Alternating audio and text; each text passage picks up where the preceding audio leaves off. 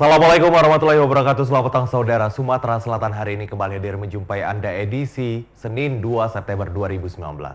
Beragam informasi seputar Sumatera Selatan akan kami hadirkan ke layar kaca Anda. Anda bisa menyaksikan siaran TVRI Sumatera Selatan melalui aplikasi TVRI Klik ataupun juga bisa melalui YouTube dan juga Facebook TVRI Sumsel. Saudara, stempel karet cungkil saat ini mulai ditinggalkan. Orang lebih memilih stempel berbahan runa plek dan juga stempel warna.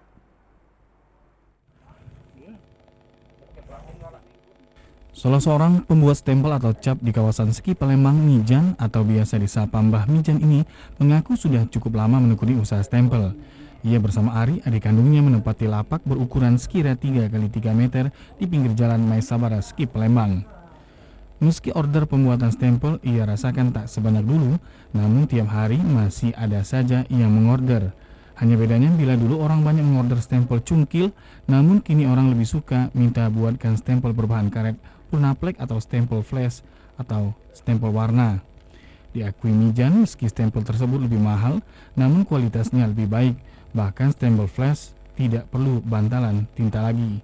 Untuk harga bervariasi, stempel runa plek ia hargai Rp35 hingga Rp50.000 tergantung ukuran. Sementara untuk stempel flash ia hargai Rp80.000 hingga Rp100.000. Pengerjaannya tidak terlalu lama, sekitar 1 jam stempel pun selesai dan dapat langsung digunakan. Stempel masih, plat motor masih. Jenis stempel ada yang tanpa bantalan, ada stempel press dengan bantalan runa plek nama itu. Tergantung pemesan, kalau butuh buru-buru 1 jam bisa selesai, kalau santai besok boleh. Tapi standarnya 1 hari gitu. 1 hari boleh juga. Kalau BG juga sama. Sama. Runa plek sama tanpa bantalan sama yang mesen. Tapi yang cukil mulai ditinggalkan. Cukil mulai tinggal. Selain mengerjakan stempel, Mijan beserta adiknya ini juga menerima order pembuatan plat nomor kendaraan. Tim Liputan TVRI Sumsel melapor.